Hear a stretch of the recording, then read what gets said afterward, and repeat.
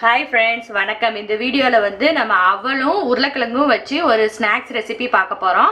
இது வந்து ரொம்ப சிம்பிளா ஈஸியா ரெடி பண்ணிடலாம். ஃபர்ஸ்ட் வந்து இதுக்கு தேவையான பொருட்களை ஃபர்ஸ்ட் பார்த்துடலாம். நான் இது வந்து குட்டி உருளைக்கிழங்கு எடுத்துக்கிறதுனால ஒரு 4 உருளைக்கிழங்கு எடுத்து வச்சிருக்கேன்.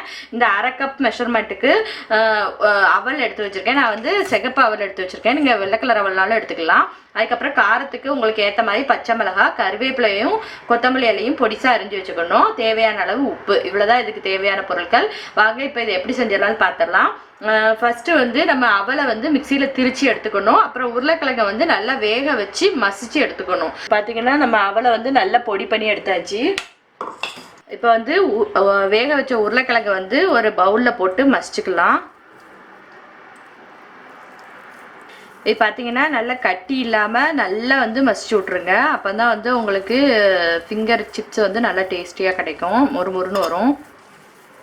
அடுத்து இந்த உருளைக்கிழங்குல வந்து நம்ம கட் பண்ணி வச்சுருக்க கொத்தமல்லி இலை, கருவேப்பிலை, அதுக்கப்புறம் மிளகாய் அது எல்லாத்தையும் ஆட் பண்ணிடலாம். அப்புறம் இந்த ரெசிபிக்கு தேவையான அளவு உப்பையும் ஆட் பண்ணிடுங்க. நம்ம திரிச்சு வச்சிருக்க அவலை வந்து கொஞ்சம் கொஞ்சமாக சேர்த்து சப்பாத்தி மாவு பதத்துக்கு நம்ம பிசைஞ்சுக்கிட போகிறோம்.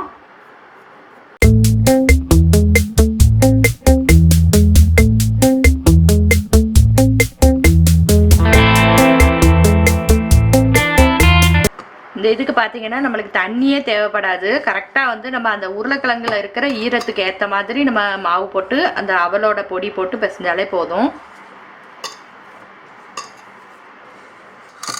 இப்போ வந்து நல்ல மாவு வந்து ரெடி ஆகிடுச்சு.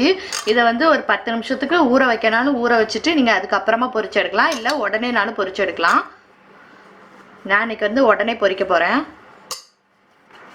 இந்த மாதிரி திரிச்சு பண்ணுறதுக்கு வந்து நீங்கள் நல்லா வந்து மாவாக வந்து உருளைக்கிழங்கை வந்து பிசைஞ்சிடணும். அப்போ தான் வந்து உங்களுக்கு இந்த மாதிரி வரும். இல்லாட்டா அங்கங்கே வந்து வெடிச்சிட்டு வரும். அப்போ வந்து உங்களுக்கு உதிர்ந்து போயிடும்.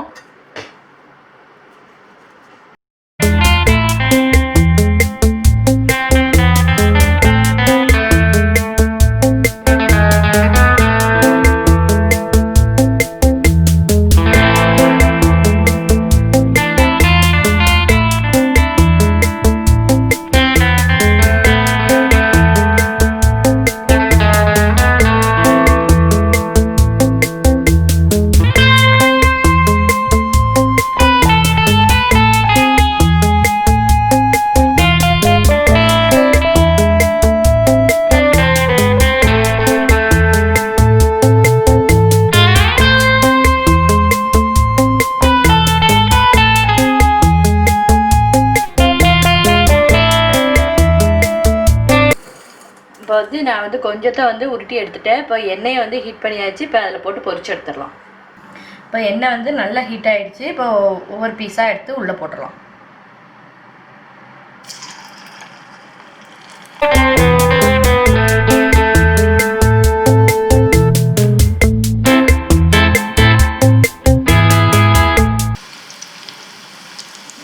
கொஞ்சம் நல்லா ப்ரௌன் கலரில் ஆனோடனே எடுத்துடலாம்.